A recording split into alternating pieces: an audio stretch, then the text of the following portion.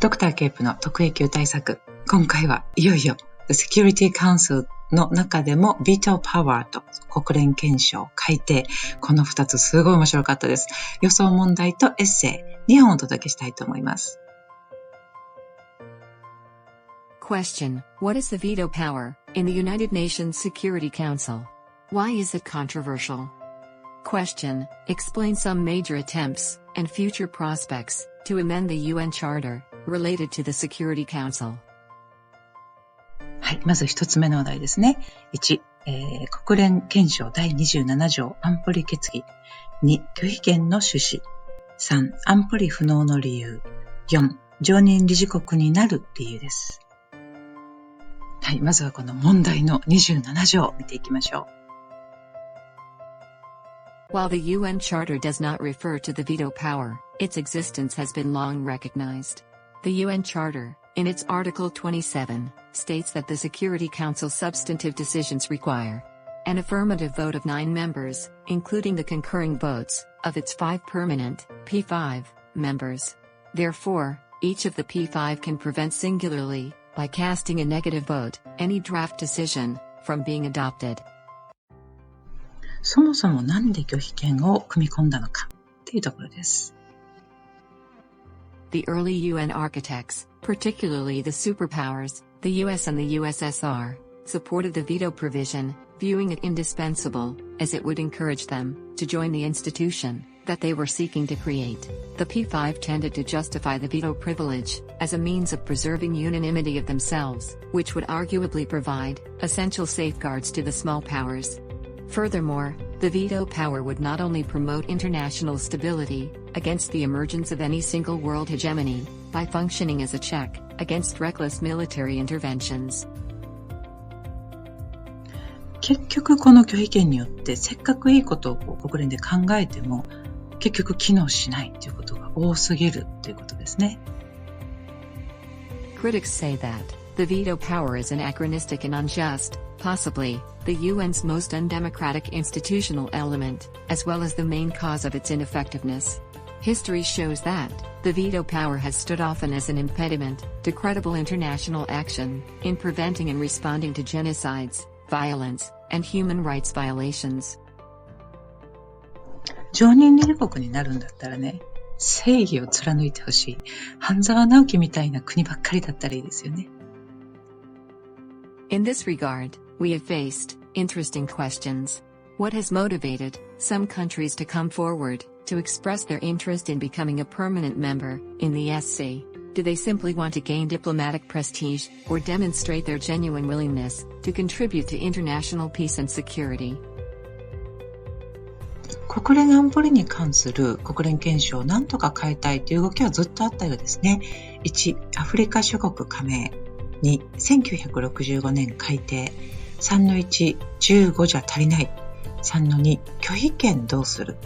4、P5 を変えれない G4。早速見ていきましょう。アフリカ諸国の加盟によりフォーラムを民主的にという声が高まります。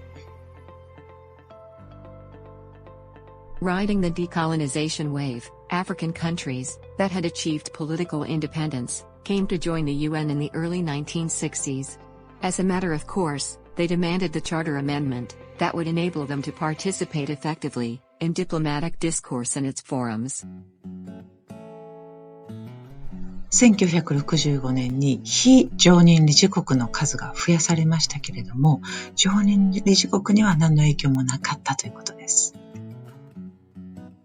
These countries saw the Security Council as an anachronistic entity, reflecting the reality of 1945, rather than the transformed realities of later periods.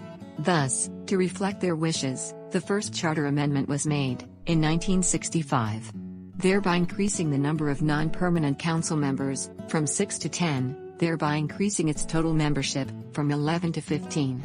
The amendment has left the permanent members unaffected. それ以来ずっと組織改定が議論の種になっているようです。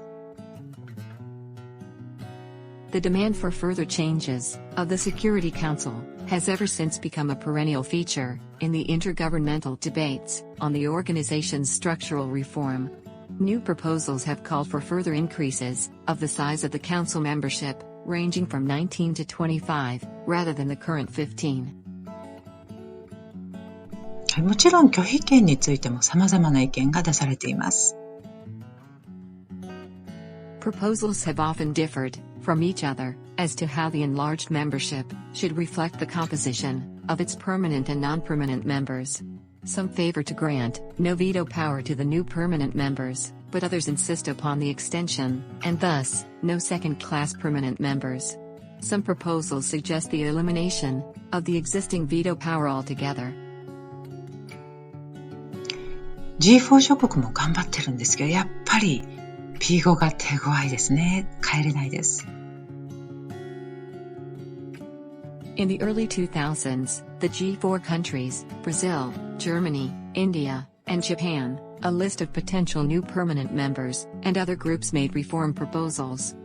But none of them was acted on. It is difficult for the P5 members to allow new members to challenge their historic privilege. はい、こちらは Wikipedia のコピペですけども、すいません。コピペですみません。2019年9月にも G4 諸国が安保理の包括的なリフォームを求めています。G4 諸国に反発する国ももちろんあるようなんですけども、まずは現状の機能しないっていうなんか無力感っていうかね、そういうのをなんとかしたいですよね。In September 2019, in a joint press statement, during the 74th session of the United Nations General Assembly, in New York, the G4 ministers reiterated their strong commitment to an early and comprehensive reform of the UNSC. Bearing in mind that in 2020, the United Nations will celebrate its 75th anniversary, the G4 ministers also expressed their firm hope that the current session of the General Assembly will pave the way for finally moving on. The call for an early reform of the Security Council, and underscored their steadfast support for Africa's representation in both the permanent and non-permanent categories of membership of a future reform. はい、そしてこちらですね、ドクターケープからご紹介いただいた日本の外務省が、作成した書類です。2011年3月に作成された書類なんですけど、こちらに URL を貼っておきますので、ぜひ後ほどご覧いただきたいと思います。はい、日本がどういう立場で臨んでいるかっていうのがすごくよくわかります。はい、こちらその書類の一部なんですけども、現在の安保理の状況が国際社会をちゃんと反映できてないっていうところを言ってますね。はい、そしてなんで日本がいいのか、なんで日本が常任理事国になった方がいいのかっていうのがね、もうすごい説得力があって面白かったです。ぜひご覧ください。はい、いかがでしたでしょうか。10月25日の試験に向けていよいよエンジンがかかってきたような感じのエッセイでしたね。